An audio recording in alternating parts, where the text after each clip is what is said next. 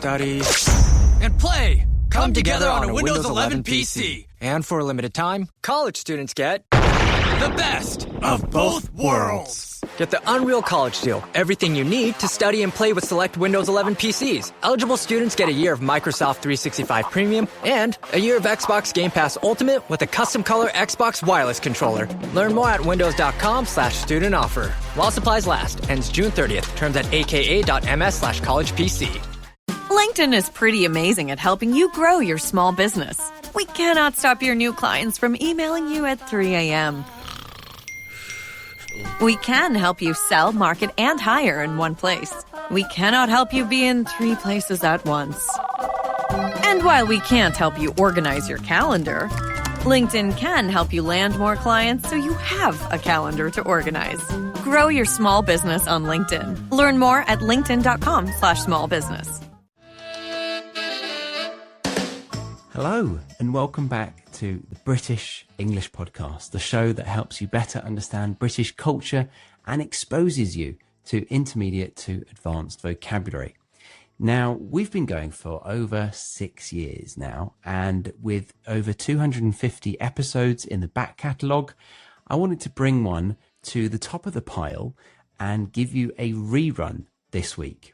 So this one is a conversation I had with my good friend Harry, who the regulars among you will know very well by now, as he's been on the show more times than either of us can probably remember. We get into the quiet little world of British home life. Everything from my dad's strict rule that the dinner table was for discussing his golf and absolutely nothing else, to the time I got mistaken in the park for a man who casually picks up random dog poo for fun. It's a lovely little chat, and there's loads of natural vocabulary in here for you to pick up on. You're getting part 1 free for your listening practice today. Parts 2 and 3 are tucked away in the premium podcast membership if you wanted to join. And as ever, the vocabulary is taught with extensive resources inside the Academy. So yeah, settle in for a relaxed one with our good old friend Harry. Here we go. So without further ado, Harry, how are you doing? Very well, thank you. Yeah, it's quite early here in England, but now I'm very used to getting up at about 8 a.m. It used to be a big issue for me. It was a struggle. It's a real struggle. Now I wake up without my alarm. I wake up at like 7:30 without an alarm. Slightly annoyed that I didn't sleep until my alarm at 8:15. But it's amazing how my body clock has changed over time. Now I'm able to get up early. That's really nice. Yeah, I feel like it's a lot more of a natural way to wake up, because it's kind of with light as the actual sun rises. I mean, you're maybe an hour or two out, but it's still, I think, is a bit more in line with nature. Yeah, totally. Yeah. All the Zen books I've been reading are telling me to live in line with nature, in accordance with nature. Okay. Does that mean that you should be selling your Bedfordian flat and going out to the forest? I would bloody love that. I would love to. I'd love to spend. One thing I would love to do is try to live a year without a mobile phone. Ooh. Okay. Before we delve into that fantastic idea, I just want to explain to live in accordance with. Quite simple, really, the way we've used it. But to live in accordance with nature, it's like to live in agreement with nature, to be synchronized with it, right? Yeah, very good. Yeah. So you'd like to ditch the phone, to get rid of, to ditch somebody, or something in that context. But you could ditch a partner, couldn't you? You could. Yeah, I ditched him. I ditched her. Yeah, I'd love to ditch the phone. Yeah, I really would. It's annoying. I find it really annoying. And something that really delays my morning is when I look at my phone in bed. sometimes I make that mistake of grabbing my phone, opening up all the different social media accounts, looking at comments or lack of comments, and looking at down my news feed. It wastes so much time, and I start the day on a very unproductive note. Yeah, and maybe an unsatisfied note. Unsatisfied as well. Yeah, I need to remind myself to leave my phone in my bedroom. My new thing is going to be not checking the phone, just waking up with the alarm, leave the phone in the bedroom, and then at midday, when I have my break, I can look at my phone for like half an hour. And then I'll leave it in there again. I'll leave it in my bedroom again, and then look at it after work for half an hour, and then just get on with my evening. Okay. Yeah, that sounds healthy. Yeah, it's good. This one. I find it useful though for positive things like podcasts. I love learning. I feel like I've learned more in the last couple of years about just the most random things. It's probably not staying in there because I'm listening to so many things, but I feel like if somebody says something about it, I'm like, oh yeah, I know that. yeah, I know all of that. So well done me. Yeah, I listened to a podcast on that. Now I'm an expert about Nazi drug intake during the Second World War. Oh, yeah, you remember that one then? I watched that is an interesting. That topic is fascinating. I've never heard of that. So if you didn't know, guys, the Nazis, but also the British Army were taking a lot of drugs. They were fueled in the Second World War. In the Second World War, yeah, especially the fighter planes, right? So they could work those long shifts and fly around. They were very high on drugs for bravery, for courage, and also just to keep them awake. Wow. It's crazy, isn't it? It's insane, isn't it? Yeah, that kind of stuff. I would have never gone into a library and picked up a book about, drug addicts in the war. Yeah. No, crossed my mind. But now it's so accessible and so fun. It's so accessible. That's a nice word as well. Accessible, easy to find, easy to access, to get. Accessible, yeah, easy to get. You could use that word about other things as well. Accessible. I like using it when talking about books. If a book is accessible, it means it's easy to read. Okay. So it's not using too much fancy vocabulary or jargon within the industry. Exactly. Yeah. Yeah. So if you are an English learner, it's good to try and find books that are accessible for your level. Yeah. Good word. Yeah. Nice word. Let me pause you there quickly. We're using quite a bit of natural, slightly advanced English in this conversation. And I know from experience, it's very easy to just nod along and not fully take it in. So rather than stopping every 5 seconds and turning this into a classroom, I've made a free PDF for this episode. It's got the key phrases, simple explanations, proper examples, and a few exercises that will 3x your learning from this episode. I promise. So if you want to actually remember what you're hearing today, then scan the QR code on screen right now, or click the link in the description box, comment section, or show notes. And that link will open up this page that video podcast viewers can see right now. Drop your name and email in there, and then just like magic, the free worksheet will be waiting for you in your email inbox. All right, let's carry on.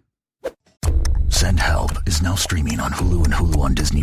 We're somewhere in the Gulf of Thailand. Getting us out of here should be your focus. I'm your boss. You work for me. We're not in the office anymore. It's bold, relentless, and endlessly rewatchable. Discover why critics give it 93% on Rotten Tomatoes. You're so fired. Oh, am I? No help is coming. Send Help, rated R, now streaming on Hulu and Hulu on Disney+. So you were talking about trying to put your phone away and to try and segue it onto the topic of today. Very nice. Home occasions. Family occasions. It was a big family occasion, sorry. It was a big thing in my family to talk about or to debate between the parents and the children, although it was mainly my dad that was saying it, whether or not you are allowed the phone at the table during dinner. Oh. Okay, so that was the subject of debate. Yes. Is that a topic that you would discuss around the dinner table? Not in a very mature sense. It was more the teenagers stropping me, my sisters. We would be upset and complaining that we couldn't take our phones to the table, and then my dad would be very stern, very strict, and he'd be saying, "No, we are to talk as a family, and that means we talk about my golf and nothing else." Yeah. Or Nigel talks about his golf and everyone else listens. That is Exactly. the family chat. Nice, really nice words as well. So to strop, so everyone, all the kids were stropping around the Baxter dinner table. To strop, to be in a bad mood. And we can also say to throw a strop, can't we? That's when you go, okay, I'm deciding I'm going to be in a bad mood now because my mum has taken my PlayStation for a week. I'm now going to throw a strop. I'm going to be in a bad mood and treat everyone badly. Yeah. Throw a strop. Yeah. And that made me think of the phrase throw a paddy. Is that the Irish version of throw a strop, would you Throw say? a paddy. Yeah. But we definitely use that, don't we, in England? We do, yeah. So we can also say tantrum. So throw a strop, tantrum, or paddy. Some options for you there. And then your dad was very stern, so he was very strict. Nice words. I think it's a good idea. But when you've got kids, all they want to do is play on their phone. And if you're telling them not to do something, that normally provokes the undesired result. If you're saying, don't do this, they want to look at their phones. So I'm for it, and I think it's a great idea, but difficult to manage. Very difficult to manage, yeah. Maybe if you're in that situation as the father, it would be best to try and not resist it, but sort of utilize it with your conversation. Like we actually do it now over a pint in the pub. We'll all have our phones handy, and we'll sometimes research things that we're talking about. Like in our Skype lessons, you Google things. Oh yes, in Second World War there was a lot of drug use. Did you not know that? Oh, okay. Well, some people know things, some people don't. That's fine. Yeah. I think, so maybe having your phone handy, having your phone to hand, meaning having it close, really nice phrase, can be a good thing in a conversation. Maybe it can be used positively around the dinner table. I think that's a good idea. It's not quite around the dinner table, but I notice phone use when I'm just at family occasions in general. Like my sister, she's often just sitting on her phone. We will go. She's sitting on her phone. Oh, that's no. So sitting down and looking at her phone. But that's interesting. We say that she's sitting on her phone, but not literally on her phone. Yeah, I suppose we're omitting the looking, sitting, looking at her phone. Yeah, you say she's sitting on her phone. It's actually starting to sound strange for me. You do say it, yeah? She's sitting on her phone.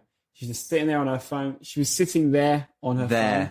That sounds better. She's sitting there on her phone. Yeah, that sounds a bit more natural. Yeah. But still, interesting. Yeah. She's sitting there on her phone. Yeah. A little less. It's not that interesting. And we're all watching crap television, having conversation, which is fun. It's nice to catch up with the family. But sometimes she's looking at her phone a lot. And it's irritating because she's not really there. She's in the room, but she's not really in the room. Yeah. You're not with us. Yeah. With us. Where are you? Where are you, dudes? I'm right here. Come on. That's fine. I made the effort. I'm in the room. Yeah. No, well done. Well done. But listen, take part in the conversation. Yeah. So now what I do is I put my phone on the side. I turn it over. I have to turn it over because if I see that it lights up, I then feel that I need to check it. Yeah. It's the new form of saying I'm listening. You know, when you do that, it's like I have got all of my attention on you. You're so special. But as soon as it goes, you're like, what? Sorry. I was faking. I was faking it. I'm not really involved in this. Yeah, you hear a very slight vibration. Like, actually, it wasn't my phone, but I will check that again. Yeah. Anyway, so what's it like at the family of the Gileses around the dinner table? What's it like nowadays? So nowadays, we only really sit around the dinner table for special occasions, or sometimes my parents will host everyone. So none of the kids live at their house now, so we all go round for dinner.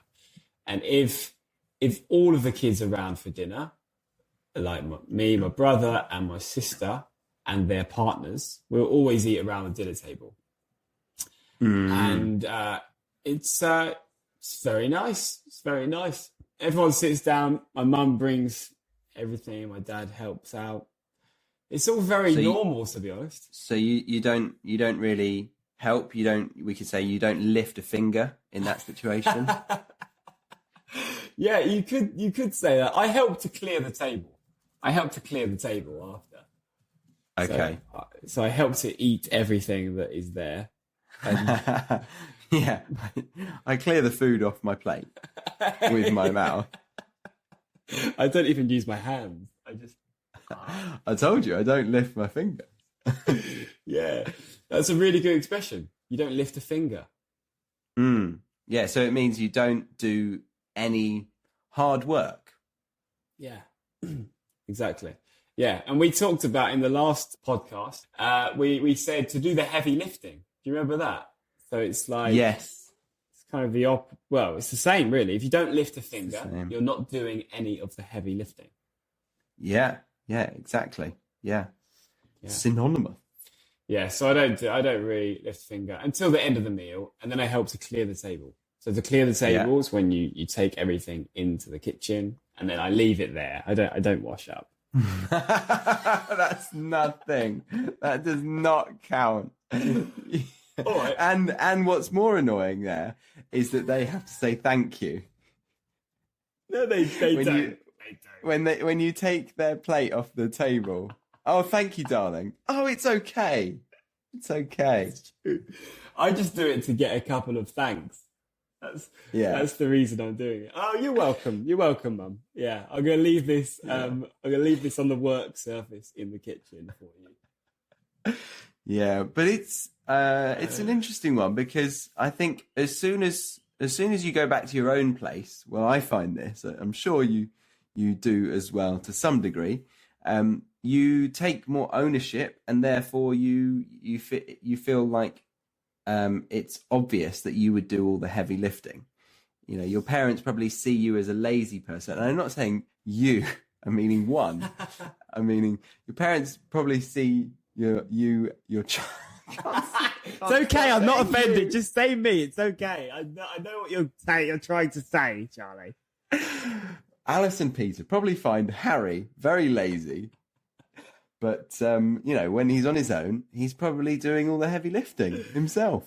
Yeah, most of it, yeah, of course. Until his mum comes around and says, do you want me to clean your flat and do your laundry? Oh, dear.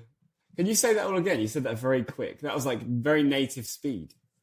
Sorry, I said until your mother comes around and cleans your flat and does your laundry.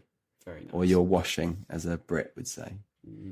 That'll be useful for people to hear how you say it at natural pace, and then how you say it a bit slowed down. It's quite interesting. Yeah, totally. And I do now my washing up before I go to bed every night, because that's another way to start the day negatively. I don't like getting up and doing the washing up. It's the worst thing. So I never do that. I wake up, I see it, I go, oh God. And then I walk into the living room and just start my day. And then every time I walk past the kitchen, I feel a bit guilty and I just feel pathetic. So I've now what I do is I wash up before bed and I write a to-do list for the next day. Very good. It's great. Very good. Better than me. Yeah, I like that. Really like that. I've been told to do that many times. My routine is, pick up the shit, walk the dog in the evening and in the morning. And then...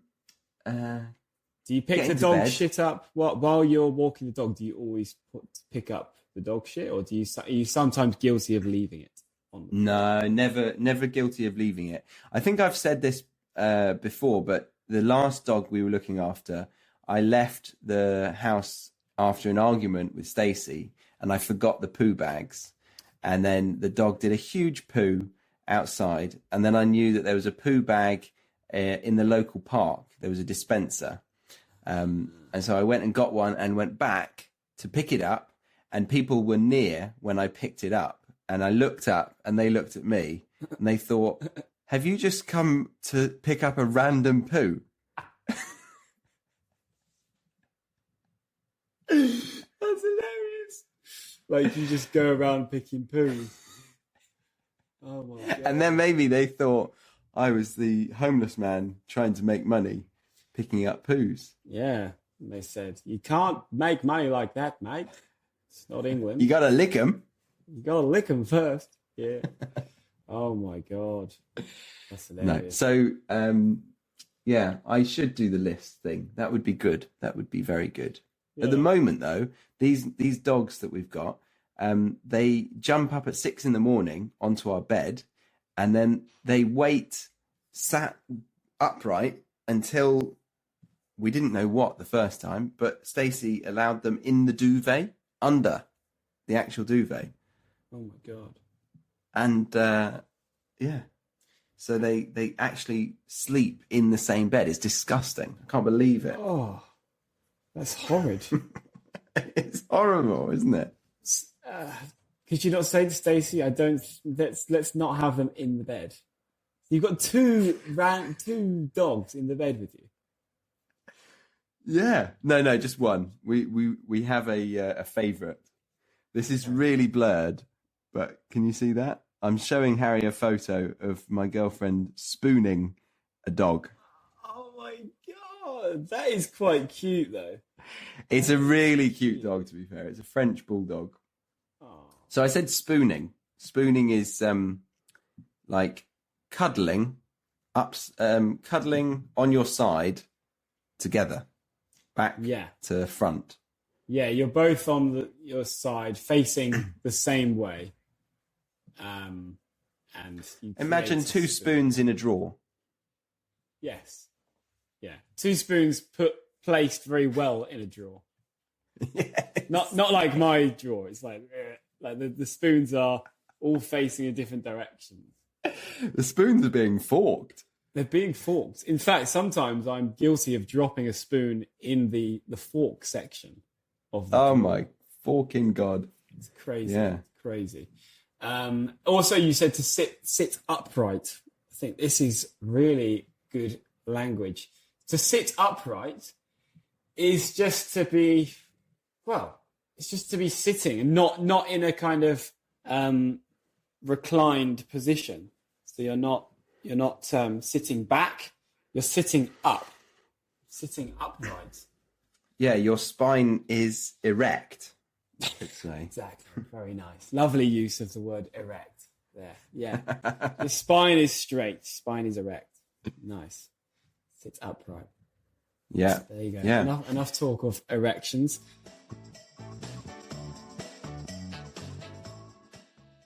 And I think that is probably the perfect sentence to leave part 1 on for this episode.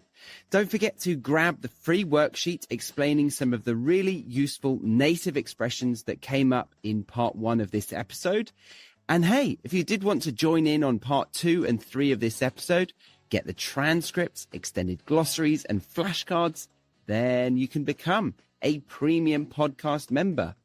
In part 2, we talk about my morning routine as a part-time voiceover artist, where Harry makes me do my silly warm-up exercises, which amuse him greatly for some reason. I don't know why. And then the conversation, for some reason, develops into what Harry does in preparation for an intimate moment with somebody, which really, really cracked me up. And then in part 3, amongst other things, we discuss why Stacey and I chose to live in Sydney, Australia. And lastly, if you wanted to get active with your speaking skills and put all of this amazing content that I'm teaching you into action in a safe space, then you now have the option to join the weekly speaking classes in the Academy. And don't forget to join as soon as possible, as the price of the membership will be going up very soon. But if you join before the price increase, it will stay the same for you. So you really could get yourself an absolute bargain. A really good deal. To learn more about that, head over to the BritishEnglishPodcast.com and then click on the tab called The Academy. Right, that's all for part 1. I look forward to seeing you in part 2. If not, then enjoy the free worksheet. I've been Charlie Baxter. Thank you, Harry, for being on this episode, and I'll see you next time on the British English Podcast.